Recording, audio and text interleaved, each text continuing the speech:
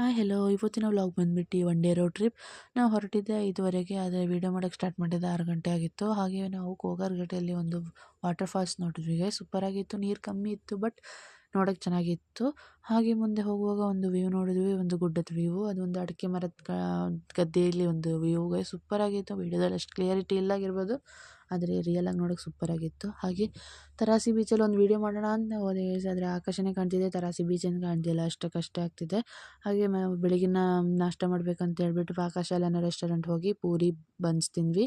ನಾನು ಪೂರಿ ತಿಂದೆ, ಅಪ್ಪ ಅಮ್ಮ ಎಲ್ಲ ಬನ್ಸ್ ತಿಂದರು. ಹಾಗೆ ನಾವು ಮುಂದೆ ಹೋಗಿ ಪ್ರಯಾಣ ಮಾಡಿದಾಗ ಮಂಗಳೂರು ಉಳ್ಳಾಳ ರೀಚ್ ಆದ್ವಿ. ಉಳ್ಳಾಳ ಎಲ್ಲ ನೋಡಬೇಕಂತ ಪ್ಲ್ಯಾನ್ ಹಾಕಿದ್ವಿ.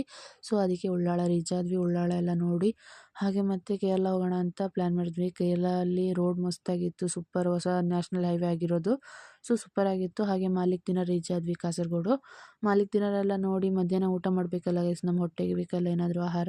ಹಾಗೆ ಮಂದಿ ಅಲ್ಫಾಮ್ ಎಲ್ಲ ತಿಂದ್ವಿ. ಮಂದಿ ಅಲ್ಫಾಮ್ ತಿಂದು ಮತ್ತು ಬೇಕಲ್ ಫೋಟೋ ಹೋಗೋಣ ಅಂತ ಪ್ಲ್ಯಾನ್ ಮಾಡಿದ್ವಿ, ಅಣ್ಣ ಎಲ್ಲ. ಮತ್ತು ಬೇಕಲ್ ಫೋಟೋ ಹೋಗೋಣ ಅಂತ ನೋಡಿದರೆ ಇಲ್ಲಿ ಒಂದು ಹಾಲಿಡೇ ಆಗಿರೋದ್ರಿಂದ ತುಂಬ ಜನ ಇದ್ದರು, ಕ್ಯೂ ಇದ್ದರು.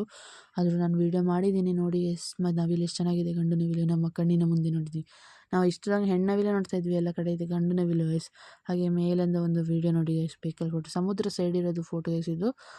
ಮತ್ತು ನನ್ನ ಕನ್ನಡ ಏನಾದರೂ ಗ್ರಾಮರ್ ಮಿಸ್ಟೇಕ್ ಇರ್ಬೋದು, ನೀವು ತಿದ್ಕೋಬೇಕು. ನನ್ನ ಕಮೆಂಟ್ ಮೂಲಕ ನಿಮಗೆ ತಿಳಿಸಿ ನೀವು ನಮಗೆ.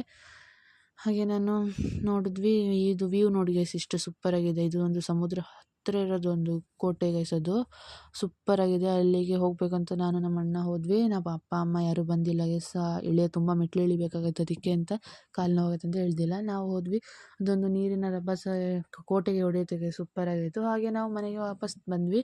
ಒಂದು 11 ಗಂಟೆ ಆಗುವಾಗ ಮನೆ ರೀಚ್ ಆದ್ವಿ ಗೈಸ್. ಟೇಕ್ ಕೇರ್, ಬಾಯ್ ಬಾಯ್, ಗುಡ್ ನೈಟ್, ಬಾಯ್ ಬಾಯ್.